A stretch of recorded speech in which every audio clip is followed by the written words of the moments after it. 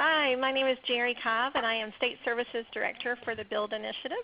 On behalf of BUILD, I'm pleased to welcome you to today's discussion on kindergarten entry assessment. We're excited to share with you the funding opportunity that has been announced by the federal government, to get your feedback on that funding opportunity, to learn more about the plans among your states to develop a kindergarten entry assessment, and to explore the potential for collaboration across states. Before we get into our discussion, I want to go through a few housekeeping details. First, as I said earlier, if everyone will mute their phone in order to cut down on the background noise, either press the mute button on your phone, or if you don't have one, press *6. And to unmute, you press *7. If it starts to get noisy and everybody isn't muted and we're hearing a lot of background noise, I'm just going to go ahead and press the overall mute button for everybody. But hopefully we won't have to do that. If you have a question while someone is speaking, you can either type your question in the chat box and we'll ask the speaker where it makes sense to interject it. Or you can click on the raise your hand icon on your computer, and when it is a good stopping point, we'll tell you to unmute and ask your question. We want this to be an interactive discussion, and there'll be certain points where we're going to pause in what we're sharing with you and ask for your input and feedback. So there will be very specific points for that as well, so that you can share what you're thinking and any questions you have for the other speakers and ideas you have about the idea of this collaboration. This webinar has been a collaborative process between BUILD, Miriam Calderon, and Tom Schultz. As you all may know, Miriam Calderon was with the Obama administration and has just returned to the private sector in the past month. She's working with the School Readiness Consulting, and we're also thrilled to have her as a BUILD consultant. Tom Schultz, who's with the Council of Chief State School Officers, has been a wonderful partner with BUILD over the past few years. We've hosted together 2 meetings in just the last year on the topic of kindergarten entry assessment and are pleased to be working together again on this webinar. You'll also hear today from several state speakers, John Pruitt from the state of North Carolina, Kara Williams from the state of Oregon, Stephanie Siddons from the state of Ohio, and Susan Mitchell from the state of Delaware, and they'll be sharing the approach they're taking in their states around the kindergarten entry assessment. So now I want to turn the call over to my partner in crime, Miriam Calderon, and thanks again to all of you for your participation. Thank you, Jerry. I want to sort of echo a thanks for everybody joining on this call, and also reinforce the notion that we really want this to be an interactive call, and look forward to sort of the dialogue amongst all of you. Clearly, it's an exciting time for early learning, and with this notice for comments, we have even more activity at the federal level, this time really focused on supporting high-quality early learning assessments in states. As we've looked at everyone's work, there's a lot happening in KEA, I think with most states, somewhere along a continuum of planning, either taking steps to select a tool, engage in work to design a new tool, or modify an existing tool, or have already moving towards implementation. A number of states that have been completing pilots of KEAs. We're also aware of efforts in states to work across states on KEA development. We're going to hear about one such effort on the call in a few minutes with Ohio and Maryland. In looking at the submissions from everyone on this call, we know that there's work with at least Illinois and California right now around modifications to California's DRDP, and that several states are also looking at how to link their work better to modify GOLD, commercially available assessment that many states are looking at. We think that this announcement presents yet another opportunity to support states in their KEA work, either considering starting something new from the ground up or joining in an effort that's already underway in a state. And so it is really our hope that we can have a very interactive conversation today where we can hear a little bit of background about the notice itself from Tom Schultz. hear from 4 states that are moving forward in their work, and they can share with you their thoughts as well about not only where they are in this work, but what they see as some of the implications of this notice for the work that they're doing in the field, and then really open it up to hear from more of you on the call about where you are around KEA and your thoughts about the potential for this notice and this new opportunity to further the work in your state. So with that, I'm really excited to turn it over to Tom, who's going to sort of walk us through the notice itself and provide some background around the EAG program. Terrific. Thanks, Miriam. And if we could advance the slides, I think Miriam has covered the agenda, and I guess what I'm seeing on my screen is still the first slide, but I'll trust that we're moving along. And as Miriam mentioned, what I was going to start with is to provide an overview of the notice in the Federal Register, which announced the opportunity for public comment on a potential procurement from the department. And so I think it's really an opportunity for state leaders like the folks who are on the call this afternoon to provide input on the benefits of this type of investment, as well as ways of shaping the announcement itself in terms of priorities. I just also want to, again, thank Jerry and the Bill team for arranging this conference call for interested states, and I've enjoyed my partnership with them, as well as the work that I've been doing with numbers of states on issues of KEAs and other kinds of assessments. I do think that it's notable that the Department of Ed is continuing to expand its support of issues in the area of early childhood education, and as many of you are aware, another example of this is their Comprehensive Center Technical Assistance Program, which has been a long-standing effort of the department, was expanded this past year to include a new center on early childhood technical assistance, and this enhanced assessment grant program, which has been underway for a number of years in the department, to support states in creating better assessments for children from early childhood through high school, is now devoting some resources to the kindergarten entry assessment priority. And as is mentioned on the slide that I hope is in front of you, in the Story in Education Week yesterday about this funding opportunity, they provided information of an estimated funding level of over $9 million for this project. So it's really a substantial amount of federal support for costs of assessment development that tend to be beyond the capabilities of individual state departments of education. If we could move to the next slide on the background of the Enhanced Assessment Grant Program. As many of you may be aware, this has been underway for a number of years. In the past couple of years, they put priority on developing improved assessment tools for English language learners and adaptation of assessment tools to accommodate the needs of students with disabilities. The projects tend to run for multiple years, from anywhere from 2 to 4 years, depending on whether the activity is adapting an existing assessment or creating a new assessment from the ground up.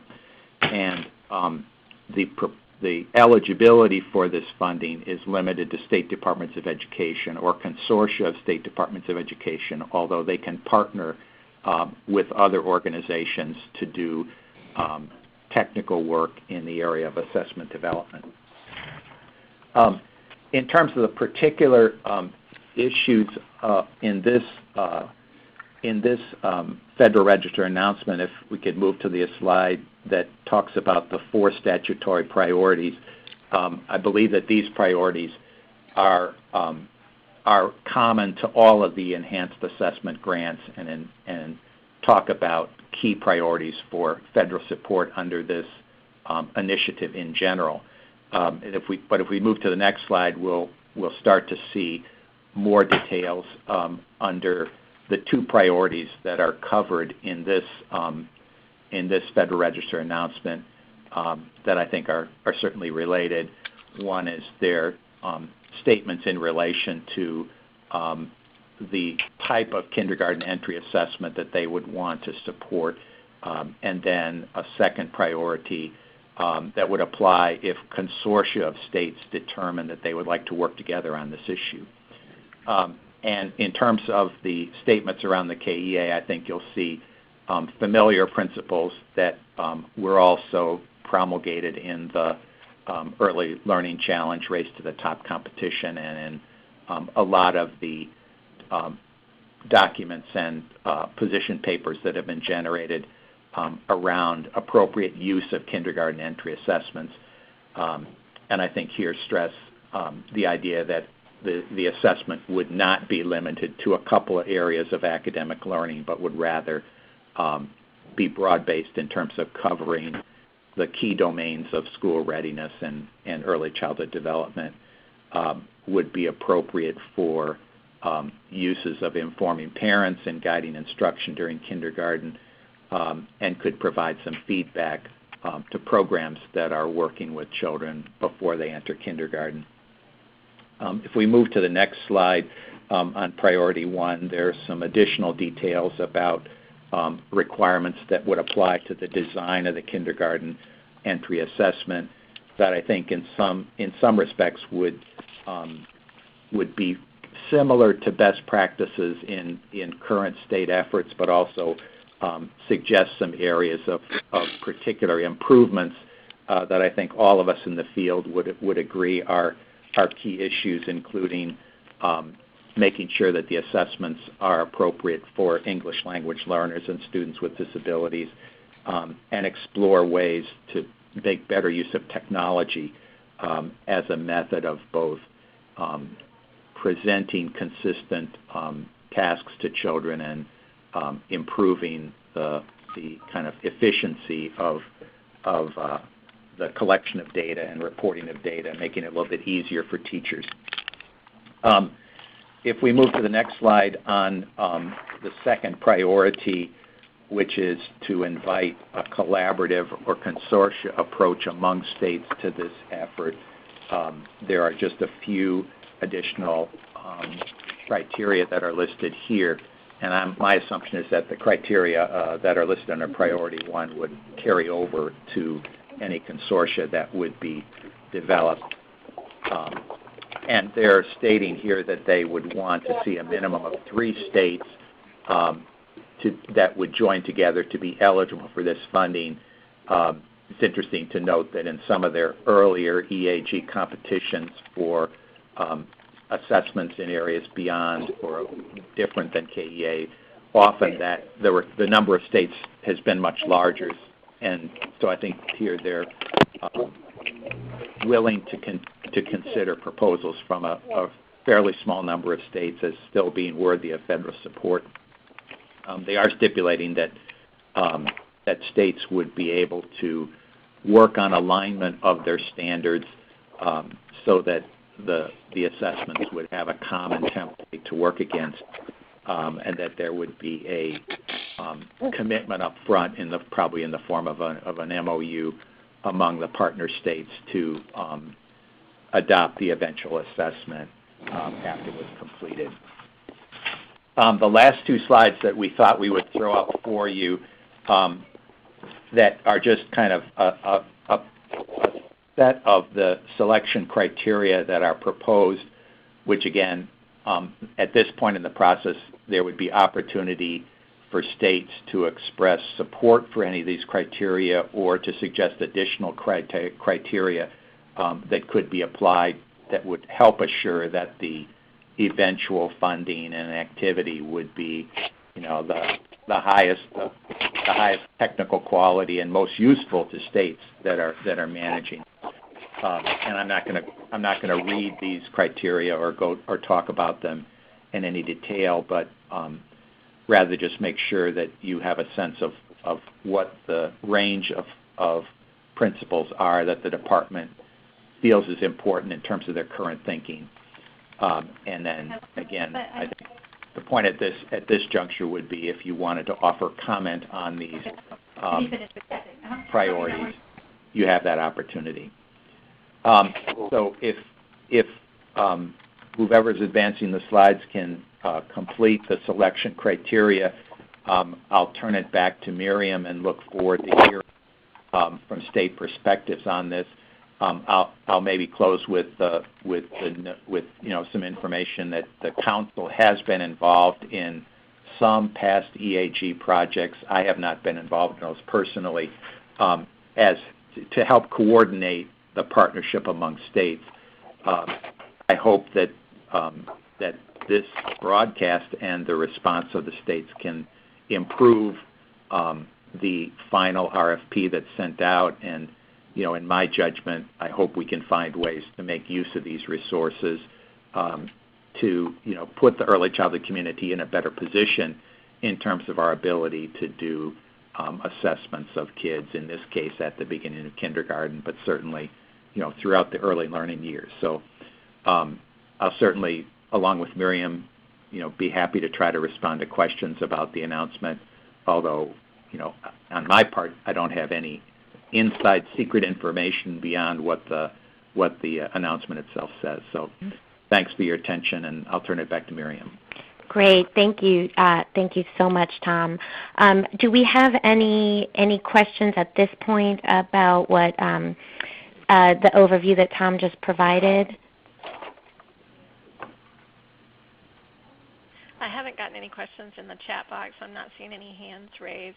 Someone Okay. did ask if they can have a copy of the presentation, and it was emailed out to everyone earlier, so hopefully you've all gotten it at this point.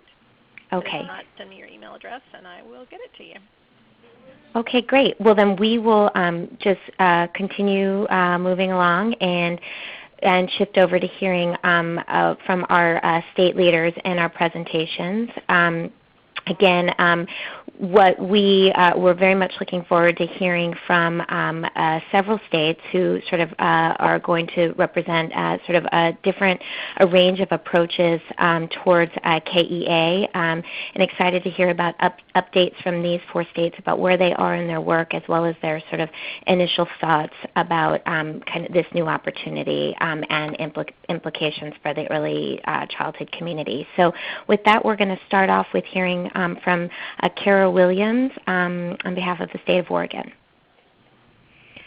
Hi, this is Kara. First of all, I thought I'd start off with giving a little bit of background information about how Oregon came to where we are today.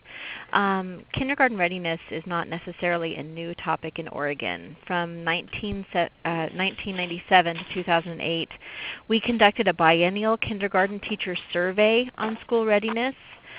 This survey was optional, and it provided an overview of kindergarten teachers' perception about the readiness of children to succeed in school. The survey was suspended in 2009 due to some concerns about reliability and validity, as well as some concerns about the fact that it was optional and we were questioning the kind of information we were getting. In 2012, the Oregon Legislature passed House Bill 4165, which directed the Early Learning Council and the Department of Education to jointly develop a kindergarten readiness assessment to be piloted in fall of 2012 and implemented in fall of 2013. So if you hear that was a tight timeline, you are correct. The bill was passed in 2012. We were supposed to have something ready to pilot in fall of 2012 and implemented in 2013. So to match that very tight timeline, a work group was appointed in January of 2012 to develop some recommendations for an Oregon statewide kindergarten readiness assessment. This work group we contracted with university researchers to review technical characteristics of instruments that were currently used in Oregon school districts and those used in other states to assess school readiness. The research team reviewed over 30 instruments, looking at characteristics such as reliability, predictive validity for third grade academic outcomes, and validation with culturally diverse populations. In July of 2012, the group brought forth recommendations to the Early Learning Council, 2 recommendations from which the Early Learning Council selected the work group's primary recommendation for a composite assessment. We call this a composite assessment because it uses measures from a few different instruments. It uses measures from the Child Behavior Rating Scale, and it also uses measures from EasyCBM, literacy, and math. It measures the domains of early literacy, early math, self-regulation, social-emotional development, and approaches to learning. Sorry, I'm hearing somebody dialing in. Yeah.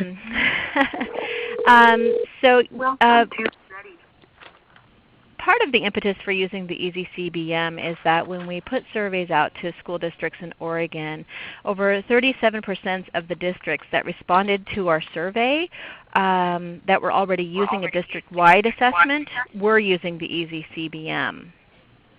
And 44% were using EasyCBM as part of their progress monitoring. So, that certainly was something that was considered when making the decision. The Child Behavior Rating Scale is an observational tool. It's a 17-item survey that teachers complete based on observation of students in their classroom. And the items assess self-regulatory skills and social-emotional development. So with the selection of the tool, we also were moving on a parallel stream to get a pilot up and going for fall of 2012. In spring of 2012, we had 16 elementary schools across the state selected to pilot the kindergarten readiness assessment. In fall of 2012, these schools participated in training and administered the kindergarten assessment with 1,220 incoming kindergartners. We'd like to say that the purpose of the pilot was really to pilot a process. We were really interested in better understanding the kinds of training, resources, and supports that were going to be necessary to successfully implement the statewide kindergarten readiness assessment. An evaluation of the pilot was conducted by Portland State University. The evaluation included on-site observations, interviews, surveys, and what we learned from that pilot was that it was going to be very important to have clear and consistent assessment protocols, very thorough training, providing some guidance for the interpretation of the data, and very clear communication about the purpose of the assessment. The data that we got from the individual measures administered in the pilot are being reviewed to develop an approach to scoring. That's always a big question. What do the scores mean? Do you have cut scores? Do you have kindergarten readiness scores? And I would say that right now we're at the point of looking at those data and talking about developing an approach that can guide lesson planning and inform strategies to support children who need extra help. We don't anticipate, this was not for the purpose of getting baseline data. Baseline data using these measures will be collected in fall of 2013. So, that's Oregon's process in a nutshell, and we've completed the pilot, and we're now busy preparing for statewide rollout in fall of 2013. Great. Thank you so much, Kara. We're going to... Miriam, I'm going to go ahead and press the mute button. Mute button. Thank you. They put us on hold for the music. So if the next person speaking will just unmute themselves by pressing *7. The conference has been muted.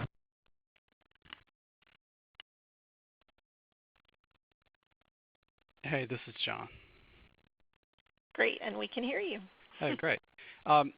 John from North Carolina, and I think I should probably start by saying we are really just in the beginning stages of thinking about kindergarten entry assessment in North Carolina. And let me provide a little bit of context by backing up and talking very briefly about a 2000 school readiness task force that issued a definition of school readiness for the state of North Carolina. That definition was really a two-part definition that spoke to, one, the condition of children at the time of kindergarten entry, and two, the capacity of schools to meet the needs of a child, regardless of what that condition may be. And with that context, we thought about how would we develop a kindergarten entry assessment. Could we use it as a mechanism to really change the culture of what was happening in grades K through 3 with respect to instruction? So what we've chosen to do is really embed a kindergarten entry process in a larger K-3 formative assessment that focuses on all 5 developmental domains of development. And in that way, we really feel like we can bring a holistic perspective, a whole child perspective to the K-3 classroom that's been missing in the past. We're really very early in this work. North Carolina Superintendent June Atkinson has convened a state-level think tank of 22 educational experts who are really charged with thinking about what are the critical components, or what's critical to assess within the different developmental domains, and how we can appropriately and efficiently assess those young children in ways that measure these essential elements. That work is just beginning, but other parts of our conversations have really been around how we develop this assessment to look at children as they enter kindergarten, but also invite the perspectives of multiple other professionals and individuals who are in a child's life, particularly the child's family and parents. So we're really pretty excited about the direction that we're going, using it as really sort of a backdoor way to change instructional practices across the K-3 continuum, and we feel will have a real profound effect on a school's readiness to provide what children need when they enter kindergarten. With that sort of brief overview, I think I'll stop and think about, invite any questions anybody might have.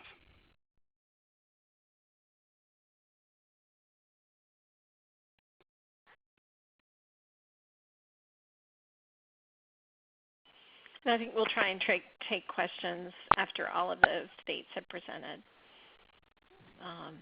So for now, I think we'll move on to Right. Susan. This is Miriam.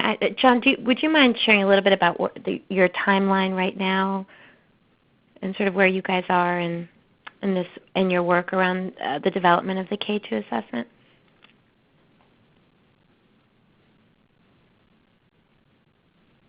I think I'm muting myself again. Can you hear me now? Yeah, we can hear you. Okay.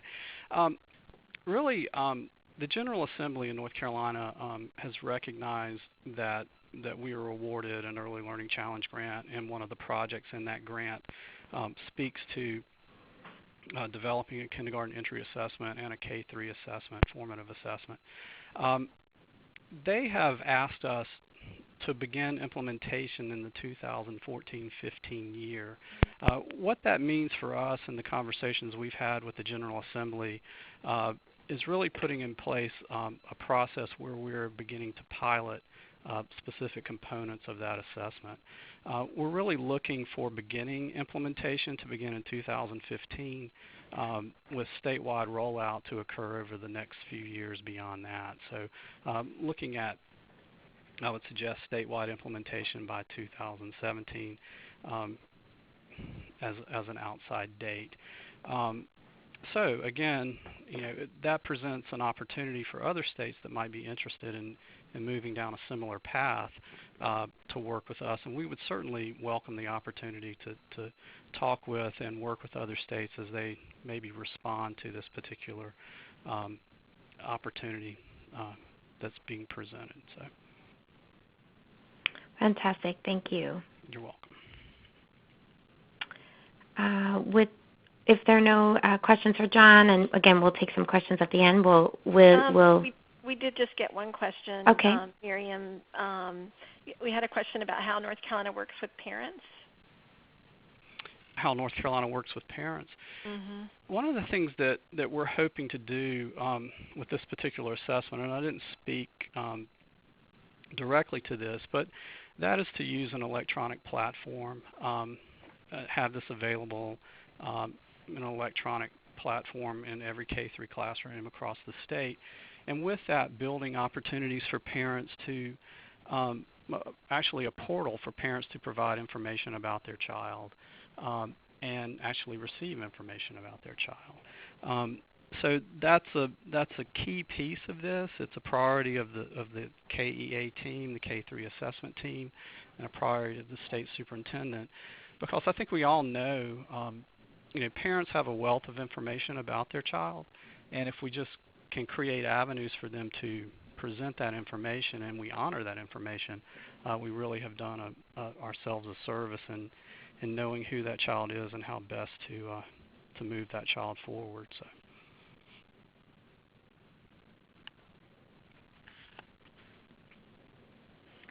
Great. So we'll turn it over to Sue, the state of Delaware. Hi, this is Sue. And I just wanted to share that Delaware has made a great deal of progress over the last year as we are implementing our kindergarten entry assessment. And we actually chose to call it the Early Learner Survey instead of an assessment. We wanted to avoid the implication that the term assessment has and really promote the tool as an ongoing strategy for observation of children's progress rather than a one-time entry assessment. And we also wanted to avoid the idea that the assessment or the survey would be used to see how pre-K children are being prepared as they enter kindergarten. So we've been fortunate that the survey has received support in a number of ways. We too have state legislation that has mandated that all children will assess all of Delaware's children by 2015 using an authentic assessment instrument that covers 5 domains, and they are language and literacy, cognition and general knowledge, approaches toward learning, physical well-being and motor development, and social and emotional development. And the mandate is that the assessment will be completed within the first 30 days of school. So another way that we've been supported is that we are an early childhood challenge state, and that the survey has been included in one of our goals in that challenge grant. And so we've been able to finance a lot of the implementation, the startup, through a broad scope strategy.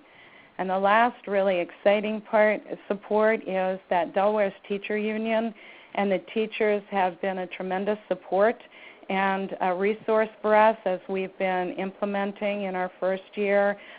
They've been right there at the table with us, and they've been tremendous supporters for us.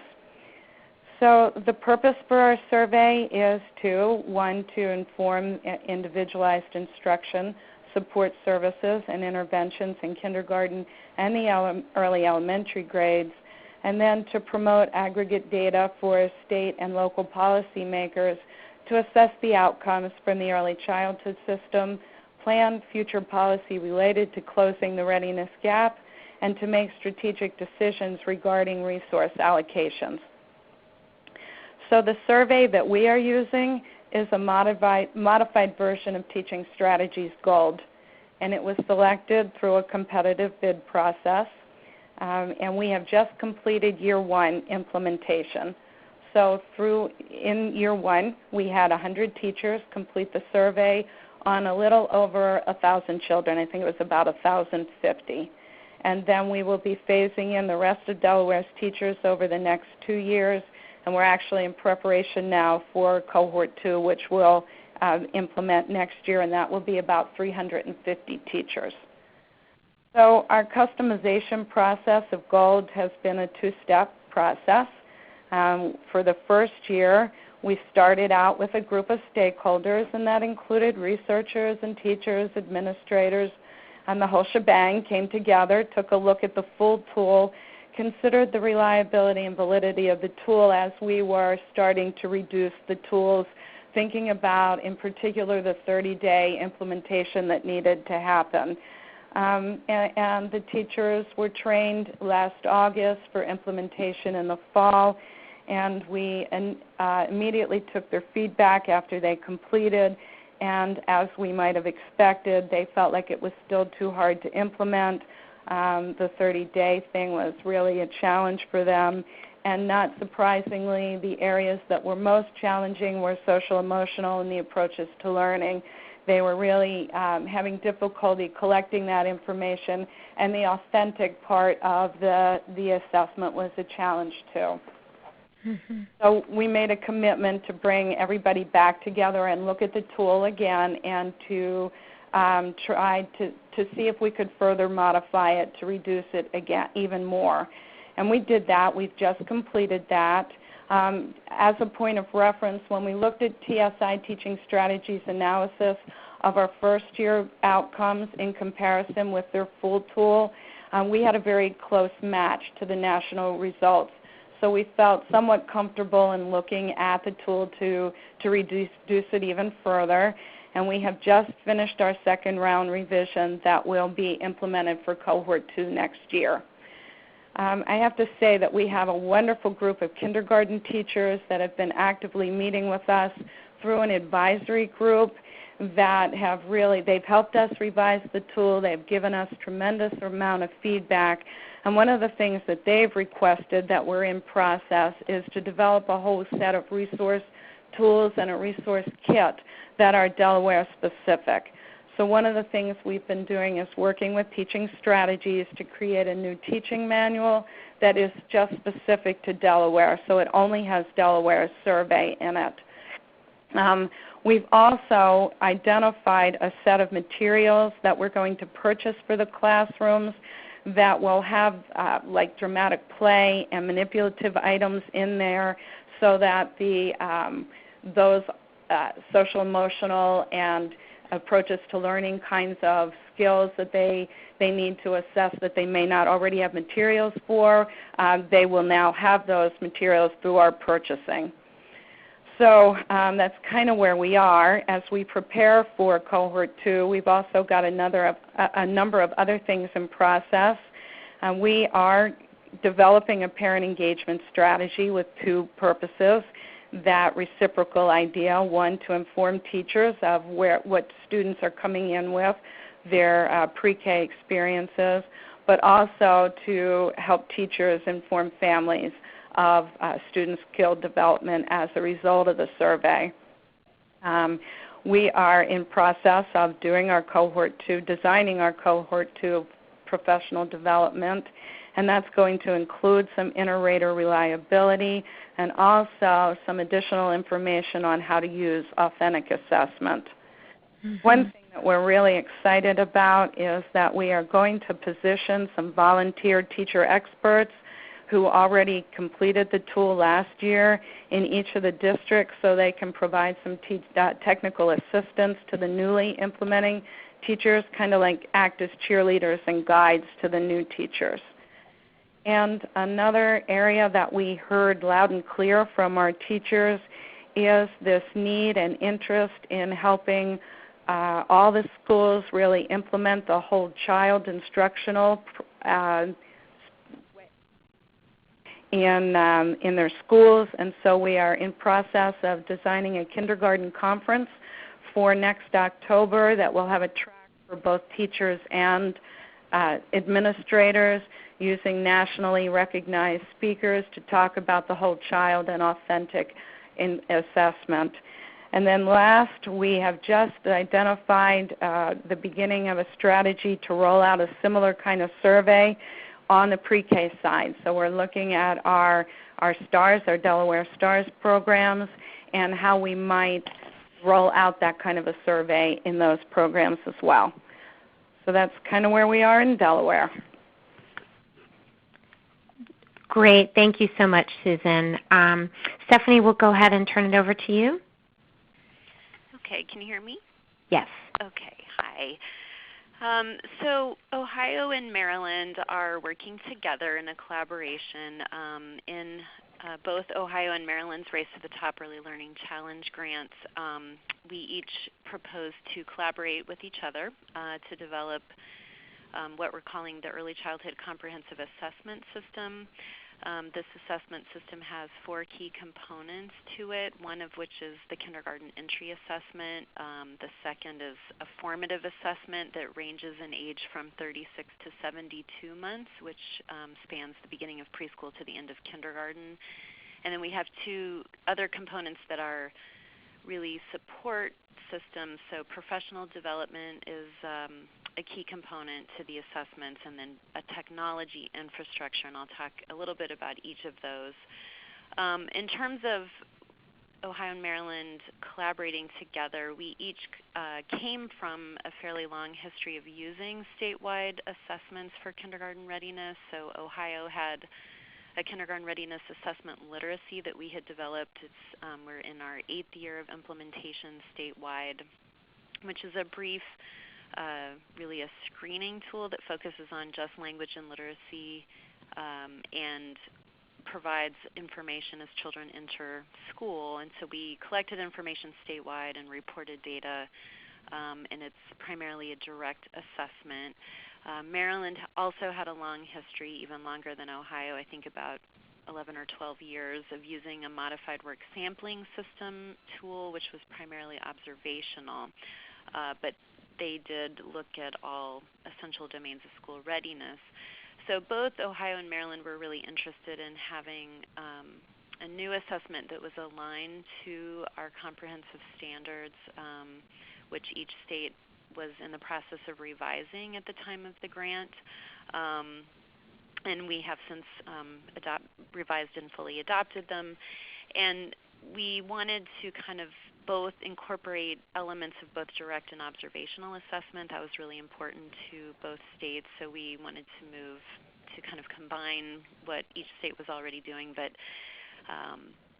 at any rate, the kindergarten entry assessment really serves as the cornerstone of the foundation for this early childhood comprehensive assessment system. We are partnering with Johns Hopkins University and West Ed. Johns Hopkins University manages the entire project and is also responsible for the technology infrastructure and professional development, and West Ed is responsible for the assessment development. So we work closely with these 2 groups, and then each of our states has a set of folks that represent our interests. So for example, in Ohio, we're not all in one state agency, so we involve Department of Job and Family Services, who has our child care programs, and then we also have involvement of our Ohio Business Roundtable in the effort as well.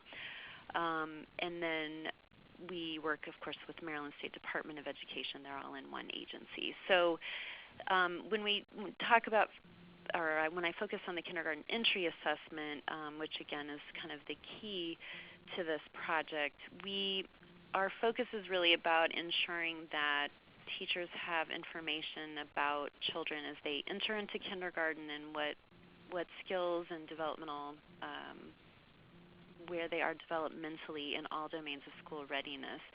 And so we also want to then provide supports to children using that assessment information. So it's really critical that teachers have immediate access to results and information to inform instruction and intervention.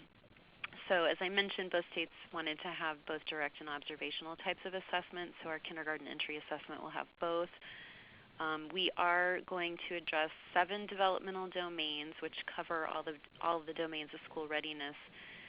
That includes an area called social foundations, which includes social and emotional development, approaches toward learning, and then executive functioning. And then we also cover physical well-being and motor development, language and literacy, math, science, social studies, and then we cover an area, the arts, which is required in Maryland and optional in Ohio, because Maryland has arts standards while Ohio does not. So this has generated some interest on the part of Ohio stakeholders in having arts standards, but hey, Stephanie, yes. Could you just speak up a little bit? They're having a hard time hearing you. Absolutely, yes. Thank you. Is that better? Is that better? Okay. So it is also very important for us to have the assessment be appropriate for all children, including children with disabilities and English language learners. So that is the intent, to have built-in accommodations. And then we want to use the kindergarten entry assessment data to inform not just teachers but local program administrators as well as legislators, decision makers. We have a lot of interest in the results in terms of guiding professional development needs, and certainly there's interest in informing investments in early childhood programs as well. We want to design the assessment to inform also families' needs, so there is a strong component for teachers to interact with families around the results and supporting children in the classroom. And then it's also really critical for us to link this data to the longitudinal data systems in both states to ensure we can relate kindergarten entry assessment information to third grade assessment data and beyond. So we have also a very strong component to ensure there's technical adequacy with this tool, so we have a lot of supports in place to do that. Both states have established advisory committees that include stakeholders of program administrators to teachers to other experts to review the assessment plan and implementation. We also have established a national technical advisory committee. Those of you who worked with assessments in states probably are familiar with your own technical advisory committees in your states of psychometricians.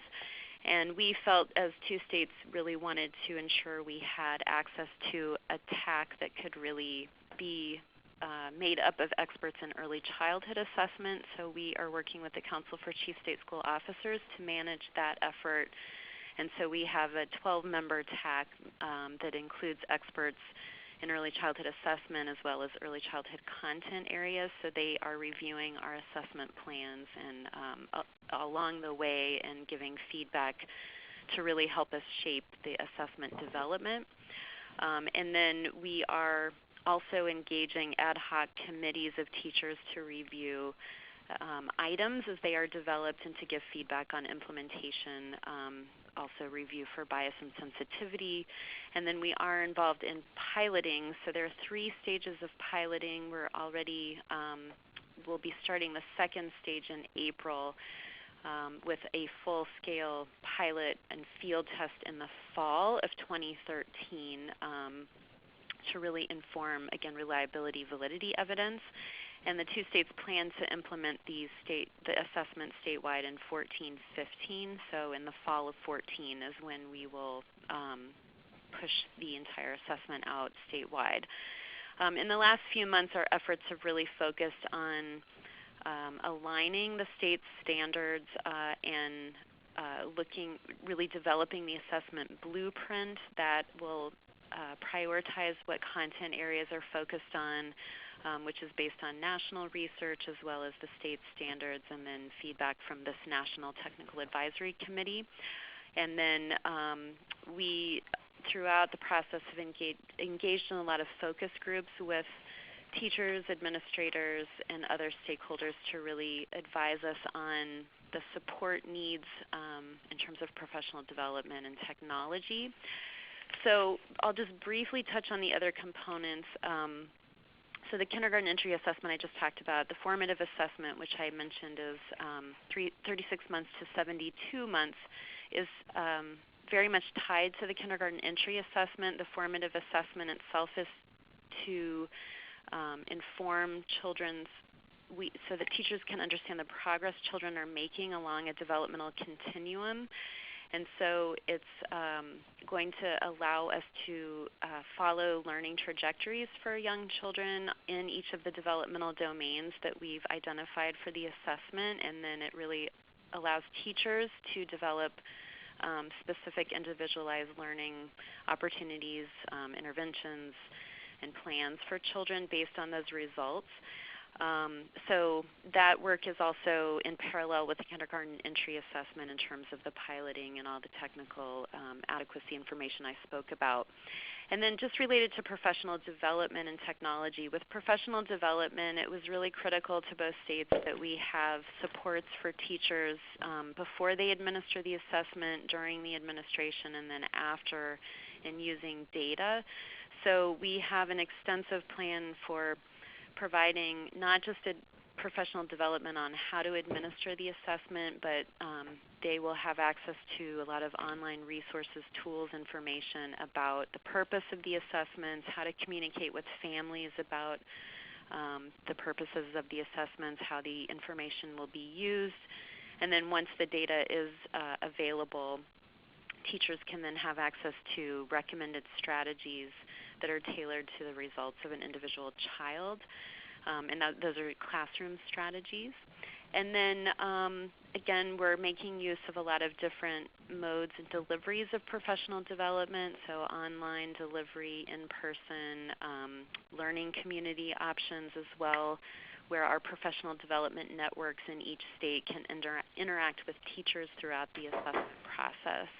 And then lastly, with technology, the technology supports will be, Ohio and Maryland are using a common technology infrastructure to have access to these online resources, but we're also interested in having the assessment be administered via technology to the extent it is appropriate for the assessment area and for the age of the child. So we are working with West Ed and Johns Hopkins University on this aspect of the assessment development. And so this also is based on technology access for local programs, which is varied in our early childhood programs. And so that's something we will be looking at, which is the availability of technology and then the types of technology one can use to administer the assessments. So just in summary, this has been a great opportunity for both states. Having a collaborative opportunity, I think, has really helped us create a better product than we would have had on our own.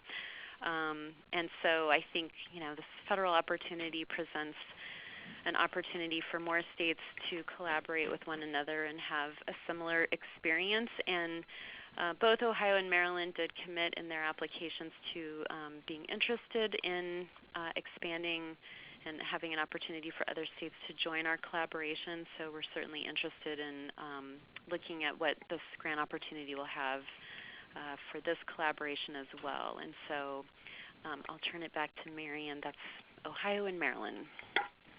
Great. Thank you so much, Stephanie, and to all of our state leaders for your presentations. I think we've had some questions from other folks on the call, but sort of before we go to some of those questions, just one question that occurred to me. I was wondering if several of you could comment on sort of the linkages between your work around development and rollout of a KEA and the work in your state around assessments for Common Core in K-12.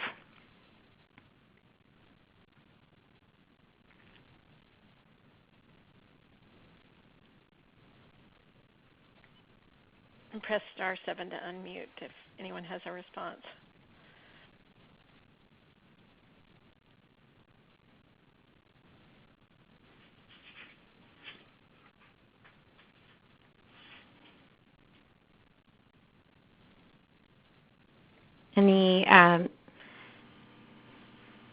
Does anybody, any of Kara, John, or Susan, or Stephanie want to sort of touch on that? And we had I think a specific question from someone in the webinar that was wondering around kind of alignment of these of the instruments with both early learning and development standards and language in the notice around alignment with K standards in literacy and math.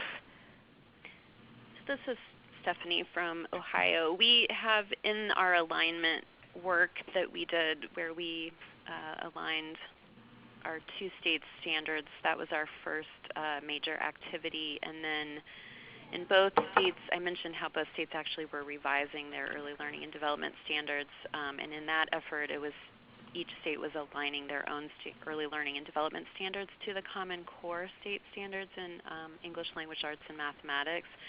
And then as we developed the new kindergarten entry assessment, particular attention has been focused on ensuring, and our formative assessment, because that goes to the end of kindergarten, particular attention has been to align with the Common Core state standards. So we have, both from the development of the standards themselves and then the assessment development, been working on that.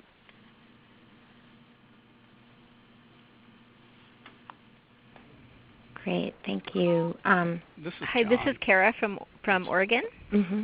And I guess I would just add that our state has kind of done something unique with early learning standards. We have adopted the Head Start Child Development and Early Learning Framework as learning standards for children 3 to 5. And then we are also Common Core state standard state. And we are continuing to work, the measure that we have in math and literacy, we're continuing to work with those developers on deeper alignment with the Common Core state standards. There is initial alignment with it, but we are working with them and they have their sights set on a deeper alignment with the Common Core. The child behavior rating scale that we're using shows a very deep connection with both the Head Start Child Development Framework and the Common Core. Okay, and John, you were going to jump in there too? Right, I was going to add one of the first steps that we've taken in North Carolina was a revision of our early learning standards, and that process certainly involved alignment to the state Common Core and essential standards in other content areas in the state. So we really feel like this assessment, particularly as we focus on the K-3 continuum and the formative assessment, it will specifically address Common Core implementation in North Carolina. This is Sue. The Teaching Strategies Gold has done alignments of their tool with the Common Core, so we've been able to take a look at that as we are implementing, and certainly even as we have looked at customizing, that's been a key factor. And we've made sure that those particular skills have been included in the customized tools. Great, thank you. Jerry, are there other questions? Yeah, we've got quite a few. Let's see, for Ohio and Maryland, is the formative assessment for 3 to 5-year-olds a version of the KDI instrument, or are they two separate instruments for the two purposes? So the formative assessment we're developing is a distinct assessment that will be based on learning progressions, but it will be where the kindergarten entry assessment, which is given at the beginning of the kindergarten year, would be part of or component of the formative assessment. I think I'm answering the question. I hope I am. Please clarify if I'm not. So they are tied together, but they are distinct assessments.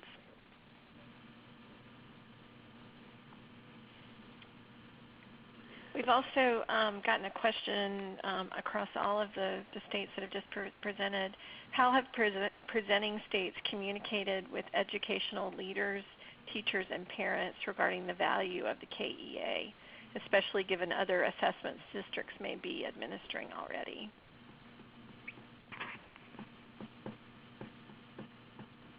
This is Sue. So we have been working with the districts about this. That's one of the questions that comes up immediately. We're already doing this, or we're implementing DIBELS or some of these early school, early in the year assessments, and we are beginning to help them look at this particular assessment and can it replace specific assessments they're already using, or can it enhance?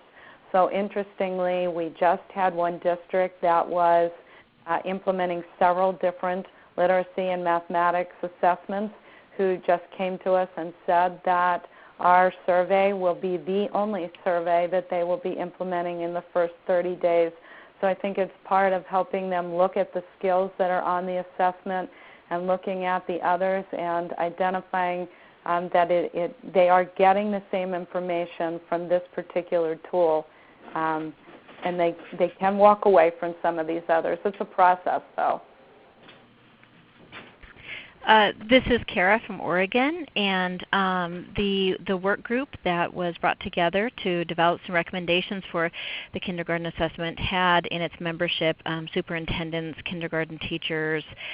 We had folks from Head Start, the Head Start Collaboration Office, early childhood educators. We also did a number of focus groups throughout the state that included a focus group with kindergarten teachers, superintendents, early childhood educators, and parents. And then we also did statewide community forums. I believe we did about 7 of those, where we had parents, teachers, child care providers, members of the community at large in attendance. So we definitely put a lot of emphasis into getting input and feedback. This is Stephanie in Ohio. We, very similar, have hosted a series of regional forums. That was one of our first steps, as well as having, any time we have an opportunity to be at a conference where teachers and principals will be in particular, but early childhood programs also, to really talk about the new assessment. We're moving away from something that, away from a direct assessment to more of a combined direct observational that will take some more time. It will have additional domains, and so it's really been about conveying the message that this is something that will be useful for them within the classroom environment, that it's an instructional tool that should not be viewed as something that takes them away from the classroom environment. So that's been a big focus of our communication about how it will be valuable to them. So we've also done webinars, and we'll continue to do those and have similar state advisory committees and focus groups that we've hosted. So we try to communicate in a large number of ways. We're a very big state, so that can be very challenging. Similarly, in North Carolina, communication is key, but as we start this development work, it's important, we believe, to have critical stakeholders involved in the process of development. And we really feel like that will be critical in conveying a message of the purpose of the assessment's use and the value of its use. And quite frankly, we know that if we do not create something that is useful and efficient in implementation, that we will not have accomplished our goal of providing something that's helpful for teachers and informing their instruction. So our communication plan continues to evolve and develop as the work begins, but most recently there's been a lot of focus on the work that we're beginning, as the state superintendent has spoken to the press about this, and there have been numerous stories in North Carolina press. Superintendents' leadership councils across the state are another way we deliver the message, and then working with principals and focus groups across the state as well. So really a beginning plan, but one that is reliant completely on open and honest communication. We've had a couple more questions. This next one could go to anybody if this is relevant. Is there any interest in states to use KEA results to inform high-stakes decisions, such as elementary teacher evaluations? And have states taken any proactive steps to prevent inappropriate use of KEA data? I'll say in North Carolina, the State Board of Education passed some guiding principles for development, and they strictly prohibited the use of the information garnered through the KEA to inform high-stakes accountability processes. So we feel good about that and very comfortable with that. And it also helps us as we bring people together to focus on what it is we're trying to accomplish. So there are not multiple agendas that are driving the work, but just one singular agenda. Any other states want to comment on that question? In Ohio, I can comment that we, I would say we're getting a lot of those questions around our formative assessment, particularly around teacher evaluation. The kindergarten entry assessment doesn't lend itself well for the growth component, but we are getting those questions around the formative assessment for preschool teachers. In Ohio, we also have a third grade reading guarantee where we do assess children at kindergarten, first, second, and third grade to look at children's risk for not reading on grade level by third grade, which then triggers intensive intervention. And so we do expect that the kindergarten entry assessment can be used to inform a child's risk at kindergarten level for this, but the high stakes decisions in terms of retention aren't made until third grade. But it certainly is a factor in identifying children that need supports. So those are a couple of areas that have emerged for us that we're grappling with.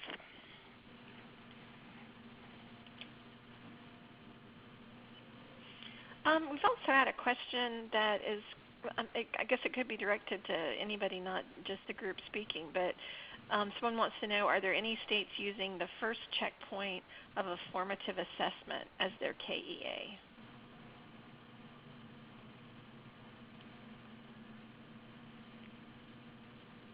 I think that's North Carolina's process, described very succinctly.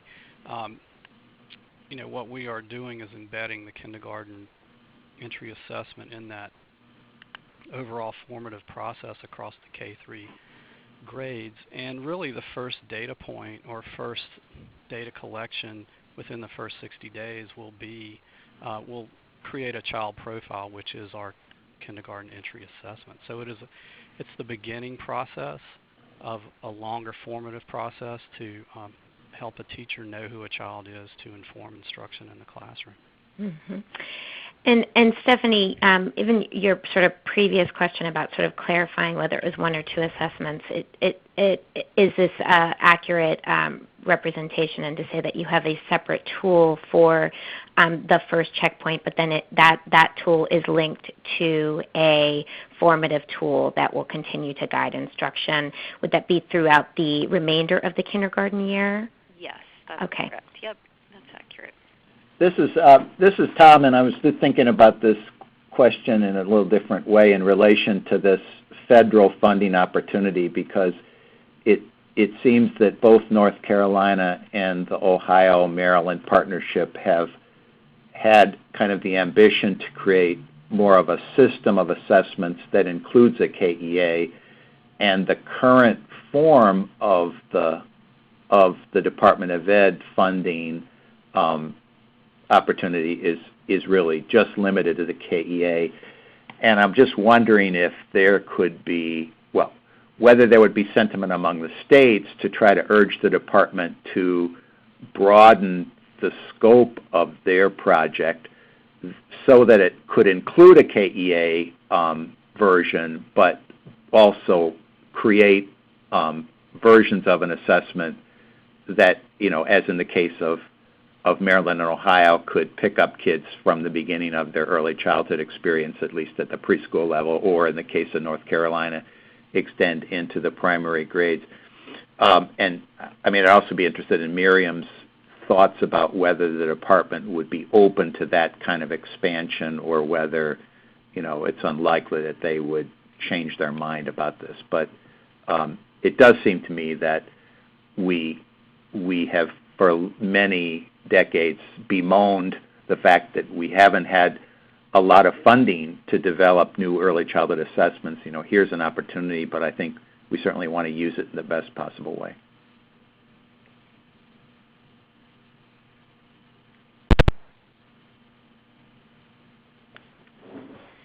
No, Tom, I think that's right.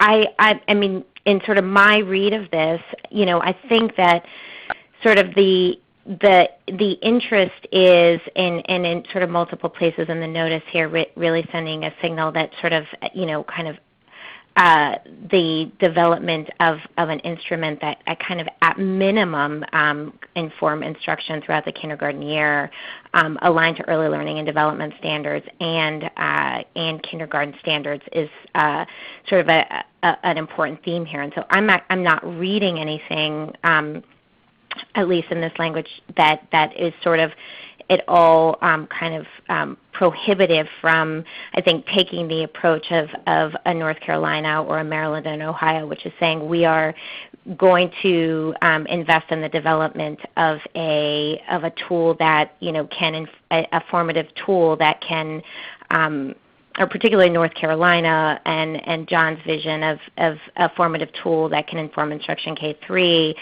but also satisfies the requirements of what is a KEA in having at least one checkpoint within the first 60 days of kindergarten entry.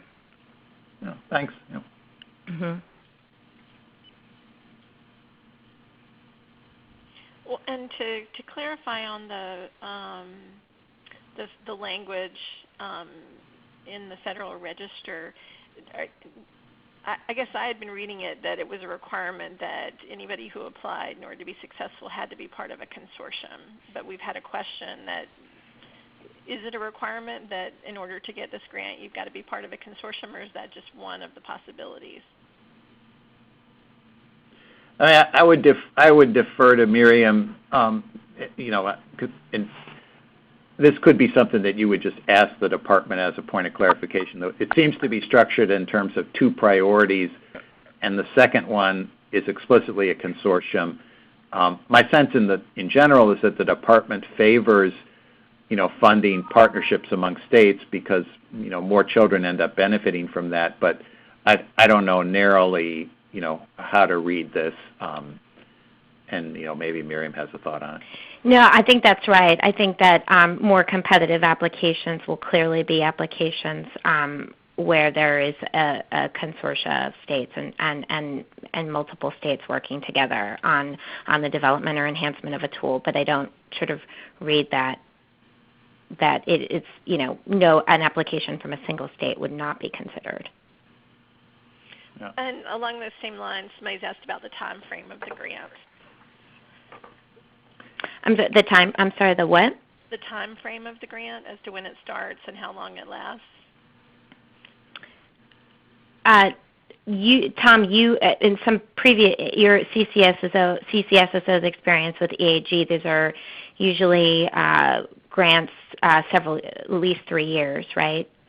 Yeah, I think that there have been larger grants at the scale that seems to be indicated by the budget level that was reported in Ed Week, tend to be 3 or 4 years, which does allow for really full-scale development, pilot testing, validity and reliability studies, creating all of the kinds of pieces that Stephanie mentioned are part of the Maryland-Ohio effort, but also would then delay the point at which a final tool would be available for other states to implement or for states to implement. And, it may seem like so far in the future that, it doesn't meet needs of states that have today a legislative mandate to have something, full scale in implementation. But, I hope we can find a way to make use of these resources. And obviously everybody should express their own views about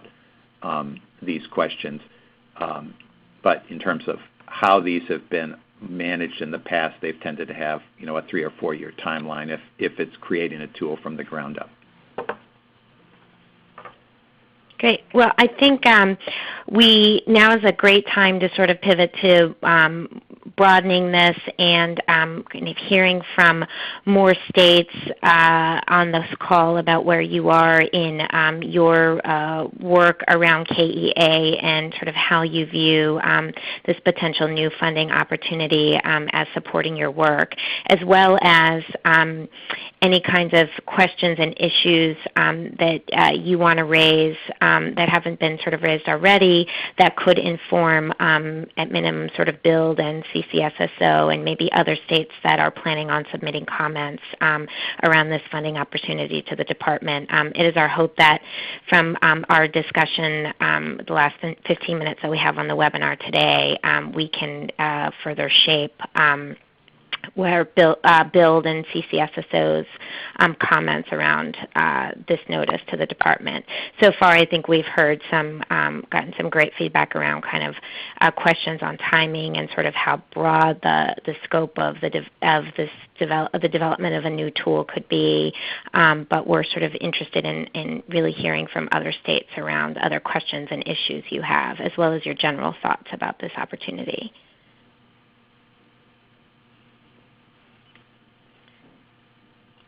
So if people want to unmute, press *7 in order to make a comment or ask a question.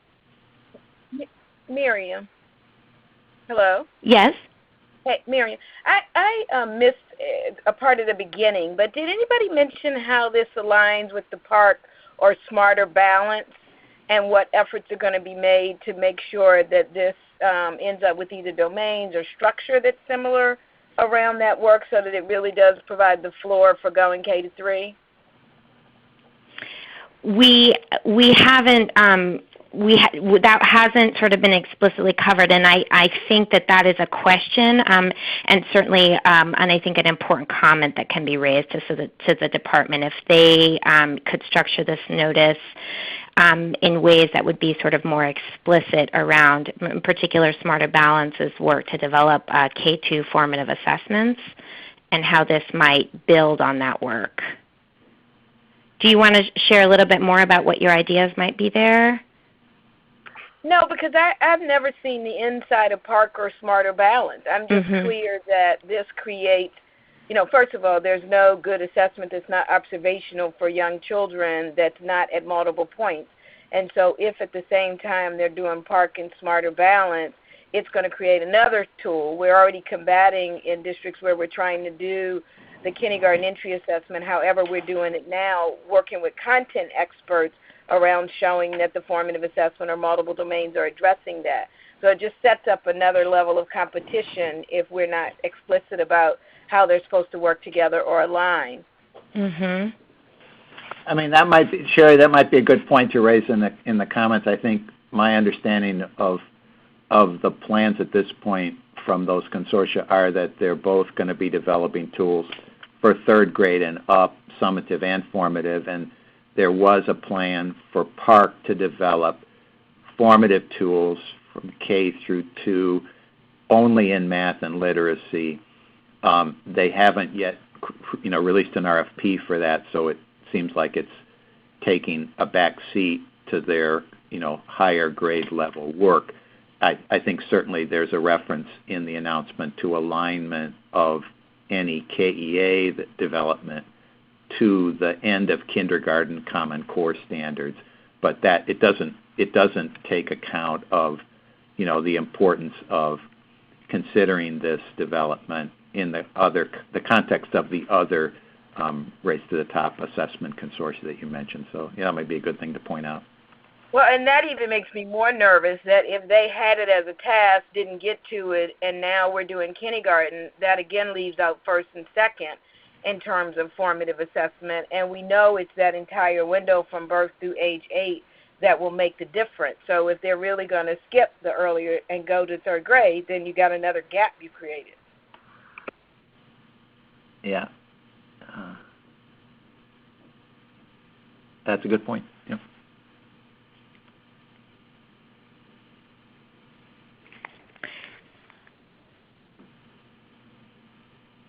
Any other questions or comments? Anybody want to share a little bit about where they are on their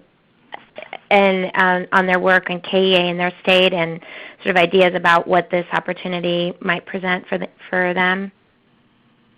And we had somebody asked a question of who actually just spoke now. So whenever you do speak, if everybody could identify themselves. Do we know who it was that was just speaking, from what state? It was Sherry from the lovely state of Massachusetts. Is that right? Yeah, that's right. Thanks, Marion. Sure. I'll just raise a point, not to want to certainly hear states as much as possible, but one of the things that that interested me when Delaware was talking, and also I know this is going on in Illinois, in their adaptation of the DRDP tool from California, is whether this funding ought to be open to supporting efforts to adapt or enhance an existing tool, such as some of the tools that states have chosen when they've decided to pick a tool that already exists, but whether that would be an additional way to make use of these dollars, and instead of if it's written in a fashion where it's the only thing that you can apply for money for is to develop a brand new tool, and also being cognizant of the new efforts that North Carolina and Maryland and Ohio are already taking. So I don't know. I'd be happy if people had thoughts about that, or if that's something you would want to comment on in your own communications with the department. Mm-hmm. This is Sue. If I could speak to that, since Delaware has been actually working with Washington, and we would agree with that. As we have been looking at designing the professional development for the Teaching Strategies tool, and I know Colorado is on this call who's also doing that, and we are trying on our own to bring together the states that are doing the modified tool. It's like reinventing the wheel. We're all out there doing professional development on our own, finding kindergarten-specific strategies, and it would make a lot of sense to be able for us to have some funded mechanism to come together to develop the resources that teachers need or that states need to put that tool out in a consistent, systemized way. Thanks. Thank you. I'm wondering if I know we also have, I think, Washington on the call as well, if sort of anybody from Colorado or Washington might sort of want to respond to Sue as well, and maybe share whether or not, similar to Delaware, you're doing some customizations and modifications to GOLD as well for your state, and and as well as maybe anybody else that might be looking at GOLD. Well, this is Sharon in Colorado, and we are doing exactly that, and I have been in touch with Delaware and Washington specifically, and we're trying to pull some other folks together too, because it does feel like we're starting from ground zero and thinking through what should professional development look like for kindergarten teachers, and how do you provide that. The fact of, when we talk about customization for the state, what some people in the field are hearing is just make it shorter. And let's make it as short as you possibly can. And that's the main definition of customization in their eyes. And it's back to one of the questions that was raised earlier with this, we don't have time. I was late on the call because I was out on the eastern plains of Colorado here in a meeting of superintendents of school districts, and they're just insistent that they don't have time and this takes time away from teaching, so it's an uphill battle. And all the way back I kept thinking about, wouldn't it be great if we could develop some tools together that would be highly effective for this new world of kindergarten, as we look at, both to your point, Tom, of getting some support to help customize something that already exists, but also then the other support tools that go with it. We're in sort of desperate need of all of that right now. And these resources are available under this new this program are not necessarily they are not for the purposes of supporting implementation or the development of standards. But I think this idea that if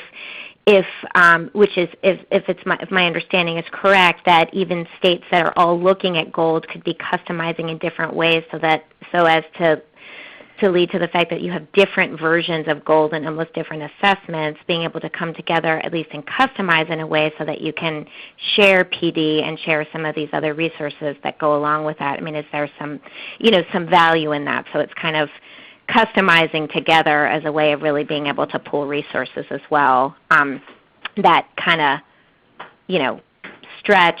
help pool resources that kind of help support implementation, I guess is what I'm trying to say. That really starts with being able to kind of come together around customization. The other question, this is Sherry again from Massachusetts, is when you talk about customization and working with Goal or work sampling or whomever, that presents some ongoing costs, and if you're using federal dollars, who owns it at the end is going to be something that needs to be negotiated. So by putting federal dollars on the table, are we in fact leading to from scratch development because it'll be public domain versus private domain? Right, in terms of customization of an existing commercially available assessment. That's right. I had a question for states around kind of the timeline in this notice, and sort of for whom kind of this timeline is sort of doable. I mean, we know that we've heard some states are under timelines around legislatures or around their early learning challenge grants. So if this, sort of playing this out, and if funding were to become available in the fall, and at best you were looking at sort of an 18-month development period if you were starting with entirely on the development of a new tool before you could take something to pilot. I mean, are some of you, does that resonate in terms of being a realistic timeline for some of you on this call?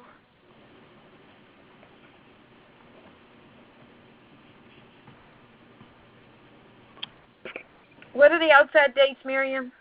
So just thinking this through, if funding, so this notice were to come out, the funding is available, and you were notified kind of at fall 2013, probably, you're probably looking at conservatively at being able to pilot something new in about 18 months. At least. Is that, should we be kind of, and I think it leads to Tom's point about, being very clear about whether we can be enhancing and building on existing collaborations and efforts, or does this timing work for a group of states that could really, have that kind of lead time to really take something new and not, at least be starting to pilot anything in schools for another 2 years? Yeah, I think it's tough on existing rates in the top states because, Most definitely. And just wondering if there's any state out there that feels like they could work within that timeline.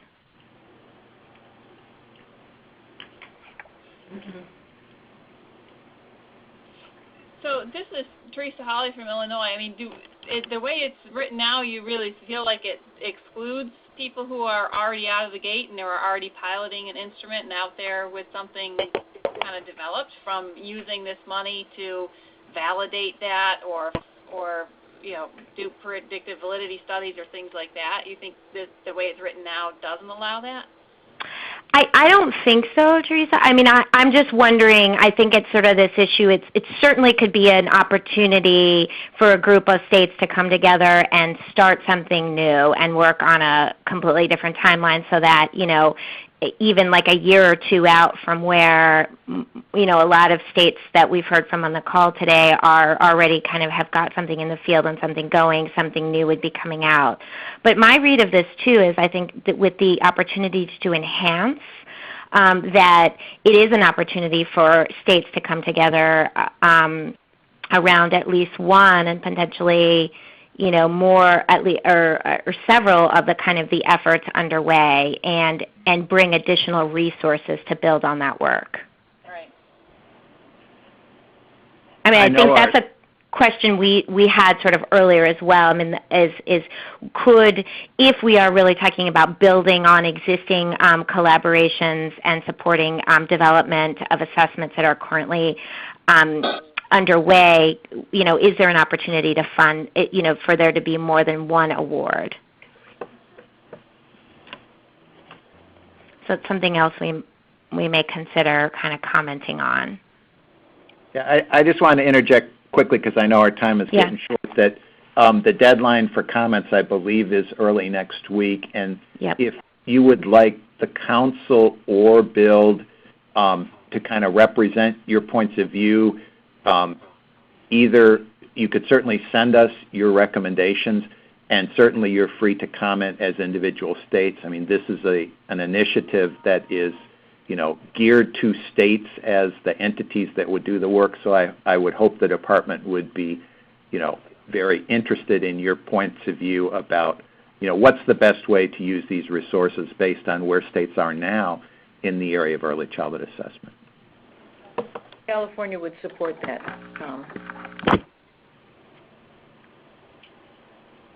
Great. Anybody else, any kind of closing thoughts?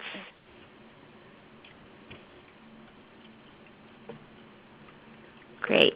Well, we have here, this last slide is to Tom's point, comments are due by February 25th. We have a link here to the notice as well as submission of comments, as well as emails for Tom and Susan Hibbard with Build.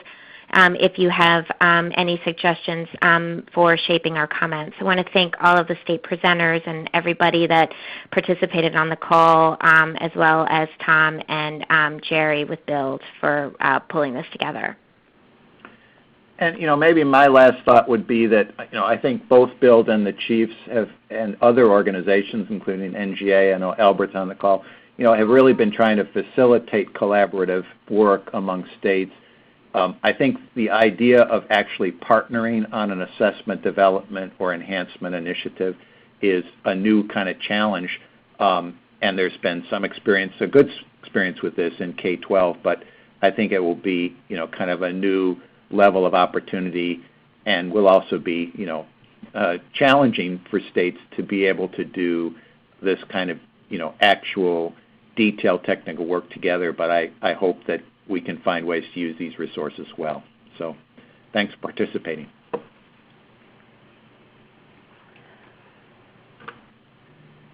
And I have sent the PowerPoint and all the handouts to everybody who's made that request, so hopefully you've all gotten it.